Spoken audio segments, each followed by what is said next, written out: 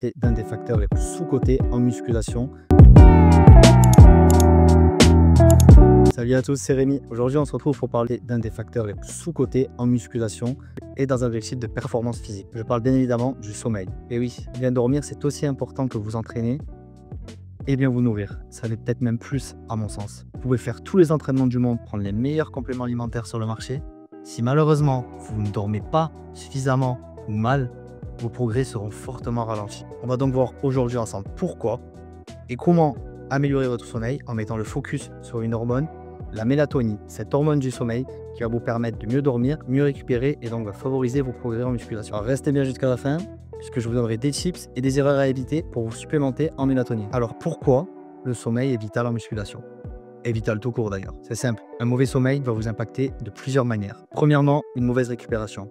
C'est pendant la nuit que l'on va sécréter de l'hormone de croissance, la GH, cette hormone nécessaire à la synthèse protéique et donc à la construction de nouveaux tissus musculaires. Et oui, ce n'est pas à la salle que vos muscles grossissent, mais bel et bien pendant votre sommeil. En plus de votre récupération durant la nuit, un mauvais sommeil va impacter directement vos performances à la salle. Et on sait aujourd'hui que pour prendre du muscle, il faut performer durant nos entraînements. Ça va directement impacter votre taux de testostérone et vous vous sentirez bien plus fatigué et aurez du mal à conserver ou à augmenter vos charges durant vos entraînements. Vous allez certainement ressentir une sensation de fatigue et d'épuisement au cours de vos entraînements et cela va s'accumuler de semaine en semaine. En plus de ça, un mauvais sommeil sera fortement nuisible à une perte de poids.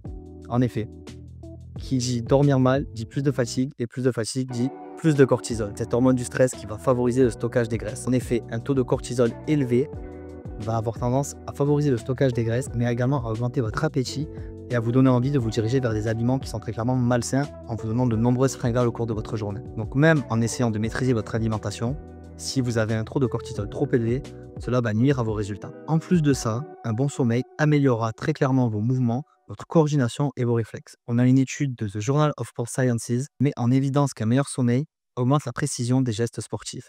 Donc, c'est-à-dire que vous aurez une meilleure technique. Et qui dit meilleure technique, dit prévention des blessures. Ça n'est pas un hasard si les athlètes d'élite ont des routines de sommeil ultra précises. Ok, maintenant, on sait ce qu'un mauvais sommeil peut avoir comme impact.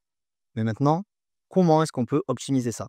En un mot, la mélatonine. Premièrement, son rôle. Elle est sécrétée naturellement par la glande pinéale et régule votre horloge biologique, qui aura tendance à améliorer la qualité de votre sommeil profond. En gros, son rôle, c'est de dire à votre corps que ça y est, il est l'heure d'aller dormir. Et elle se fait en réponse à une baisse de la lumière générale. Donc, vous aurez de meilleurs cycles de sommeil et forcément en découlera de meilleures performances à la salle. Vous allez réduire l'inflammation et le stress oxydatif, qui sont des facteurs qui ralentissent la récupération et qui augmentent les probabilités de vous blesser. En plus de ça, la mélatonine aurait tendance à diminuer les douleurs chroniques et à améliorer la gestion de la fatigue nerveuse. D'après des études récentes, la mélatonine aurait un effet antidouleur assez méconnu. Mais c'est pas tout. En plus de son impact sur le sommeil, elle aurait des vertus pour votre système cardiovasculaire. Elle protège votre cœur en réduisant l'hypertension et en améliorant le fonctionnement de votre système nerveux autonome. En plus de ça, une bonne gestion de votre mélatonine aurait des impacts positifs sur la fertilité. De manière indirecte, elle va fortement améliorer la régulation de vos hormones sexuelles telles que la testostérone. Et oui, à la base, la testostérone, c'est pas seulement fait pour faire du muscle. Se supplémenter en mélatonine, c'est une bonne ou une mauvaise idée? Ça peut en effet être une bonne idée si vous avez du mal à vous endormir à cause d'un stress chronique ou des horaires de vie décalés. Mais également si vous avez des horaires d'entraînement tardifs qui perturbent votre sommeil ou en cas de jet lag et de perturbation de votre rythme circadien. Comme par exemple lorsque vous travaillez à des horaires décalés, des horaires postés et que vous changez régulièrement d'horaire ou que vous voyagez souvent sur différents fuseaux horaires. Les dosages recommandés sont de 0,5 à 3 mg 30 minutes avant d'aller dormir. Attention, une dose trop élevée peut perturber votre rythme naturel. Si mal utilisé, on peut quand même noter quelques effets secondaires. Somnolence, perturbation hormonale ou risque d'accoutumance. D'ailleurs, ces derniers temps, la mélatonine est assez controversée et en France, on se demande si on ne devrait pas réglementer son utilisation, bien que les études tendent à prouver que lorsqu'elle est bien utilisée, elle est sans danger. Là, on a parlé de la mélatonine sous forme de complément. Vous pouvez également optimiser votre sommeil sans supplémentation. Et d'ailleurs, je pense que ça devrait être la première étape avant de parler de supplémentation. Évitez les écrans. La lumière bleue bloque la production de mélatonine naturelle. Utilisez le mode nuit sur tous vos appareils. Mettez en place une routine avant d'aller dormir avec des activités relaxantes. Chaque soir avant d'aller dormir, je prends un livre ou ma tablette et je lis quelques livres ou des mangas en fonction de mes envies du moment. Ça m'aide généralement à trouver le sommeil beaucoup plus rapidement et ça alourdit également mes paupières.